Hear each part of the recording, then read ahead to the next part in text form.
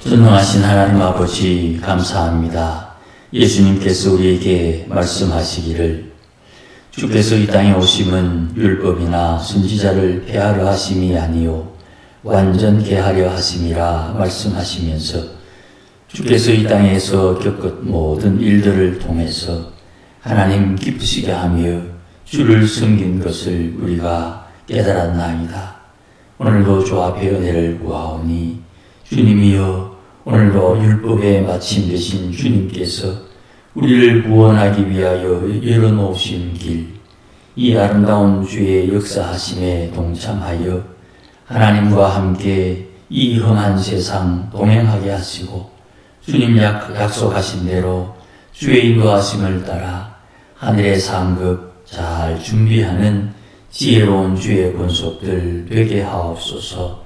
그리하여 오늘도 우리와 함께 하시며 싸워 승리케 하시는 주의 이름을 높이며 하늘에서 이룬 주의 뜻을 이 땅에 이루며 사는 믿음의 권속들 되게 하옵소서. 예수님의 이름으로 기원하옵나이다. 아멘. 지난 수요일에 이어 기도원의 칼 두 번째 시간입니다. 지난 수요일에는 기도원의 소심한 성격에 맞춰서 하나님께서 일하시는 장면을 봤고 하나님의 성령의 인도하심을 따라 하나님께서 역사하시는 것을 잘 순종한 기도원을 우리가 확인했습니다.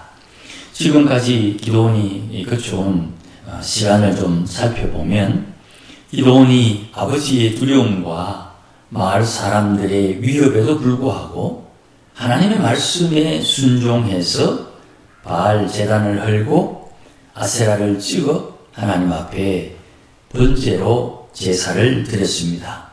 그리고 그 제단을 바알 제단을 흐른 흔적 때문에 바알과 기도원이 대결하는 구도가 형성되어서 기도원의 별명이 이룩 바알이 됩니다. 이처럼 하나님께서 기도원을 사용하셔서 하나님의 일을 진행하고 있습니다. 이제 적군이 쳐들어왔다는 소식을 듣고 하나님께서 기도원을 불러서 하나님께서 약속을 주십니다. 그런데 이 소심한 기도원은 두려움이 좀 앞서는 것 같습니다. 바알과도 한판 진검승부를 했던 기도원이지만 역시 눈에 보이는 큰 무리들이 두려운 건 마찬가지였나 봅니다. 그래서 그가 하나님 앞에 양털 뭉치로 하나님 앞에 말씀을 묻습니다. 하나님께 여쭈니까 하나님께서 그것을 다 수용해 주십니다. 그래서 양털은 젖고 땅은 마르고 양털은 마르고 땅은 젖는 이 두 가지의 시험을 통해서 하나님께서 기도원에게 주신 말씀의 확신을 주십니다.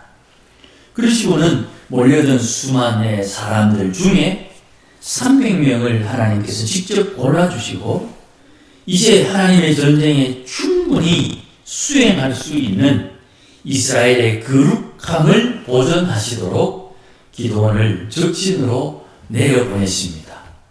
이것 또한 두려워하는 기도원에게 그의 부하 보라를 데리고 가게 하시고 거기에서 하나님께서 이 일을 어떻게 처리하시는지를 적군의 입을 통해서 하나님의 계획을 듣게 됩니다. 그리고 올라오는 길에 아마 하나님께서 그에게 영감을 주셨으리라 그렇게 생각합니다. 오늘 본문에도 그와 관련된 말씀이 언급되어 있습니다. 어쨌든 이제 이 모든 일들이 준비되었습니다. 지금까지 하나님의 전쟁을 수행하기 위해서 이 일을 기도원이 계획하고 실행한 것은 하나도 없습니다. 이스라엘의 교만이나 악함을 방지하기 위해서 처음부터 끝까지 하나님께서 직접 주도하심을 우리는 알고 있습니다. 이제 기도원이 하나님께로부터 받은 영감을 사용해서 100명씩 세 무리로 나누고 그들에게 나팔을 주고 빈 항아리를 주고 횃불을 그 사이에 감추어서 각자 자기의 자리에 매복을 하도록 합니다. 그렇게 하나님께서 기도원을 통해서 이번 전쟁의 승리를 확신시켜 줍니다. 그리고 마지막으로 군호를 짭니다. 이제 전쟁이 시작할 즈음에 이경초다 그렇게 말씀합니다. 우리나라도 그렇습니다만 대부분 옛날 문화는 해 질 때부터 해 뜰 때까지 계산하기 쉽게 저녁 6시부터 다음날 새벽 6시까지 이렇게 밤으로 정하고 거기에 2시간을 중심으로 밤을 나누기도 하고 오늘 본문처럼 4시간을 중심으로 세 등분하기도 합니다. 그래서 이경 그러면 10시부터 새벽 2시 사이의 시간을 언급합니다. 그러니까 이경초라고 하니까 10시 전후 이렇게 되겠지요. 10시 전후에 곤이 자고 있는 적군의 부대를 빙 둘러싸고 있다가 파수꾼들이 이제 교대할 즈음에 깨어있는 사람도 있고 또 잠에서 깨어서 이제 교대에 나오는 사람도 있습니다. 제정신이 아니죠. 그때 나팔을 불면서 항아리를 부수고 횃불을 들고 흔들면서 여호와의 칼이다, 기도원의 칼이다를 외치겠다. 그렇게 이제 군호를 짰습니다. 그리고 이제 하나님의 영이 지시하는 바에 따라 그 순간 그들이 항아리 부수는 소리 바삭 또 나팔 부는 소리 빵바라방 그리고 사람들의 소리가 즉 군호 진영을 삥 둘러서 적절하게 자리 배치된 곳에서 소리를 외칩니다. 여호와의 칼이다, 기도원의 칼이다. 이랬더니 적군들이 자기들끼리 공격하며 서로 죽이기 시작합니다. 그리고 적군이든 아군이든 죽지 않기 위해서 살아남기 위해서 서로가 각자 도망을 갑니다. 그래서 이 새벽녘에 적군이 흩어지게 되고 그들을 추격하는 장면이 오늘 본문에 언급되어 있습니다. 자, 우리가 여기서 생각할 것은 여호와의 칼이 어디 있습니까? 기도원의 칼이 어디 있습니까? 기도원은 지금 무기를 나눠주지 않았습니다. 횃불과 나팔 그리고 항아리 그리고 목소리 이게 저들이 가지고 있는 무기라면 무기랄까요? 전혀 무기 같은 무기가 저들에게 없습니다. 그럼에도 불구하고 적군이 가지고 있는 칼, 적군이 가지고 있는 그 무기를 사용해서 자기들이 자기들을 해하고 서로 죽이는 사건이 일어납니다. 그러니까 전쟁의 핵심은 승리에 있는데 그 승리의 방법은 다양한 것이지요. 하나님께서 이 전쟁을 어떻게 주도하시느냐 이게 관건입니다. 이들이 도망을 가면서 수많은 재물들을 놔두고 갔을 겁니다. 굴량미로부터 천막과 전쟁이 필요한 물자들을 다 두고 그저 그러마 날 살려라 하고 도망을 가는 겁니다. 뛰어가는 사람은 뛰어가고 말 탄 사람은 말 타고 가고 낙타 탈 사람은 낙타를 타고 부지런히 도망을 갑니다. 어느 방향으로 가야 되는지도 모르고 그냥 막무가내 도망을 갑니다. 여기에 여호와의 칼, 기도원의 칼은 없습니다. 그럼에도 불구하고 이들이 여호와의 칼이다, 기도원의 칼이다 또 약속한 대로 여호와를 위하여 기도원을 위하여라는 이 고함치는 소리가 저들에게 어떤 큰 역사를 일으킨 거예요. 적군의 입장에서 볼 때에는 그저 자기 군 부대 진영을 둘러싼 그 횃불과 나팔 소리와 사람들의 함성 때문에 자기들이 혼비백산 도망가는 거기에 왜 이렇게 도망가는지, 왜 정신을 못 차리고 적군을 대항해야 되는데 대항하지 못하는지 전혀 이해되지 않는 상황이 적군에게 일어나는 것입니다. 여기에 무기는 앞서 잠시 언급을 해드렸습니다마는 이스라엘의 거룩함에 있습니다. 하나님의 거룩함을 지키기 위해서 하나님께서 32,000명 중에 1% 300명을 뽑습니다. 하나님의 거룩함을 통해서 이 전쟁에 승리를 주시기 위해서 하나님께서 사람들의 생각과는 전혀 상관이 없는 하나님의 방법으로 이들을 이끌어가고 있다는 것을 우리가 살펴야 됩니다. 약속하십니다. 이 무리들을, 이 진영을 너의 손에 넘겨주리라. 그게 하나님의 약속의 말씀이고, 이 말씀을 저 수많은 사람들을 보면서 기도는 마음에 불편한 거예요.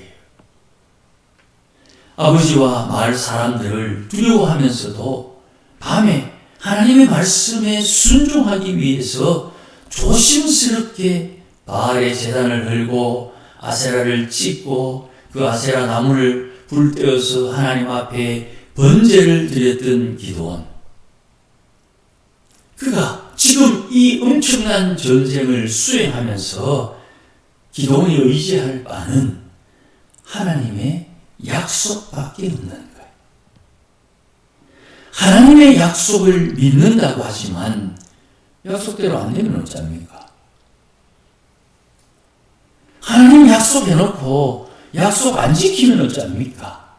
우리가 인생을 살면서 꼭 해준다 그래놓고 안 해줘서 낭패당한 경험도 있고, 또 좀 부끄럽지만은 나도 꼭 해줄게 해놔놓고 내 형편이 잘 안 돼가지고 제대로 못 해줄 때도 있고, 내가 당한 때도 있고, 내가 남에게 민폐를 끼친 때도 있고, 사람 세계에서, 인간 세계에서 이 약속 안 믿을 수도 없고, 대책 없이 약속만 믿고 있을 수도 없는 이런 불편한 상황에 기도원이 하나님에게서 주신 이 약속을 믿고 또 이것을 확정하고 확신하기 위해서 양털을 가지고 또 사람들을 물가로 이리로 저리로 데리고 가고 또 하나님께서 직접 적군에게 가까이 가서 적군이 하는 말을 듣고 그렇게 하나님의 일하심에 확신을 가진 이 기도원. 오늘 보면 15절에 기도원이 그 꿈과 해몽하는 말을 듣고 경배했다, 예배했다 그럽니다. 여기서 뭐 예배를 할 때 우리처럼 이런 또 절차를 거치거나 저 성전에서 드리는 그런 절차, 모세의 회막에서 드리는 그런 절차로 경배를 드린 건 아니겠지요. 지금 조심조심 들키지 않고 이동해야 되는 상황이니까 그가 아마 조심스럽게 하나님 감사합니다. 하나님 깨우쳐 주셔서 고맙습니다. 하나님 적군을 통해서 하나님의 뜻을 깨닫게 하시니 감사합니다. 뭐 이런 고백과 감사의 기도를 하나님 앞에 드렸겠지요. 그러면서 올라올 때 생각을 했을 겁니다. 그 굴러갔던 진영으로 굴러갔다고 하는 그 보리떡 한 덩이는 뭘까? 그 보리떡 한 덩이가 굴러갔는데 그건 도대체 뭘 의미할까? 지금 우리에게 그 엄청난 장막을 쓰러뜨릴 만큼 큰 보리떡도 없거니와 그런 무기도 없는 이런 상황에 하나님께서 어떻게 이 전쟁의 승리를 우리에게 주실까? 뭐 그렇게 고민을 하면서 돌아왔지 않겠습니까? 그러면서 그가 확신하기를 15절에 자기 300명의 용사에게 말하기를 여호와께서 미디안과 그 모든 진영을 너희 손에 우리에게 넘겨주셨다 말하면서 하나님이 자기에게 하신 말씀을 고백하며 300명, 100명씩 세 무리를 나누고 그들에게 나팔과 빙 항아리와 횃불을 감추게 하는데 그 즉시에 나팔은 어디서 구했으며 항아리는 어디서 구했고 횃불은 또 어디서 준비했겠습니까? 하나님께서 이 모든 절차에 간섭하시고 도우시는 것을 우리가 놓치지 말아야 됩니다. 이경 초까지 부지런히 전쟁 물자를 준비하고 공급하고 그렇게 하나님께서 일하심을 준비하고 하나님께서 말씀하실 때에 이 전쟁을 수행하게 되는 것입니다. 말씀에 순종했더니 적군이 흩어지는 역사가 나타나는 겁니다. 우리는 성령의 인도하심을 따른다 할 때에 시시콜콜한 것도 성령의 인도함을 받는 것 아닌가고 생각할 때가 들어있지만 하나님께서 뭉텅뭉텅거리면서 우리가 알아들을 수 있을 만큼 깨달을 수 있을 만큼 하나님께서 인도하시는 손길을 경험하게 되는 것입니다. 그러니 우리 스스로 잘 준비해야 됩니다. 주께서 약속하신 것이 많지요. 주님 가신 대로 그대로 재림하신다 그랬습니다. 지금 새벽에 계속 살피고 있습니다만은 주의 재림하실 때에 어찌해야 됩니까?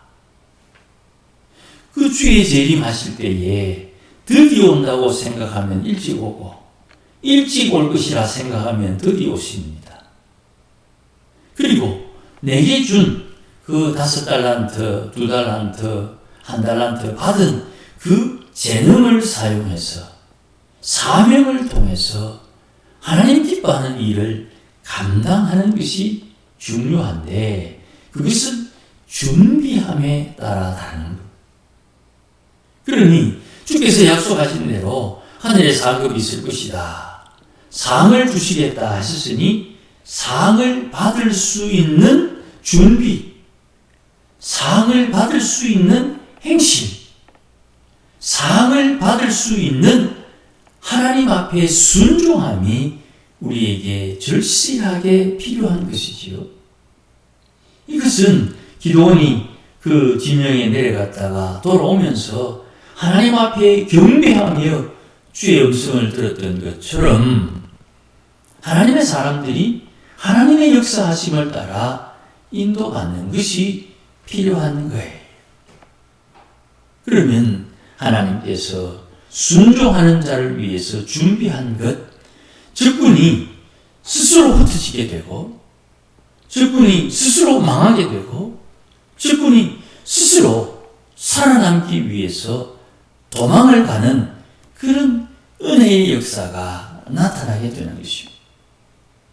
히스기야 때처럼 찬송하며 나가는 그들이 가장 하나님 앞에 취했던 마음의 자세가 여기 있는 이겁니다.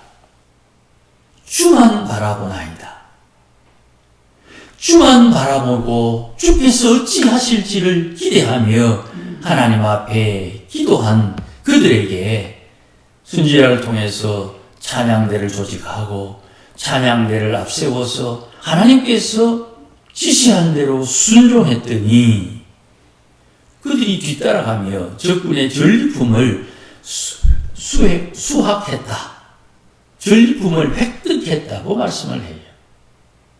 그 히스기야의 그 내용을 참 미련한 서양 왕들이나 신학자들이 자기 시대에도 그것이 일어날 줄 알고 옛날 전쟁할 때 기악대가 제일 먼저 나왔습니다. 그래서 총이 개발되고 난 뒤에 노래하는 사람들이 많이 전사했습니다.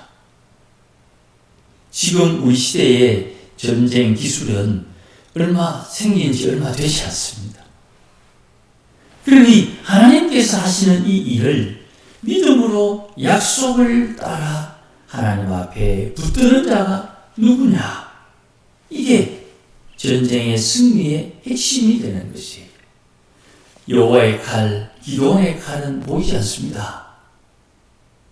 하나님께서 어떻게 일하실지 모릅니다.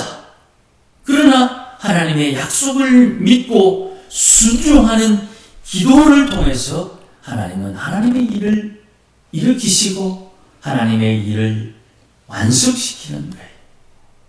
그러면 우리가 예수 믿는 우리가 하나님의 교회 안에서 우리는 어떤 자세로 이 신앙을 지키느냐? 첫째, 하나님의 약속을 붙들어야 됩니다.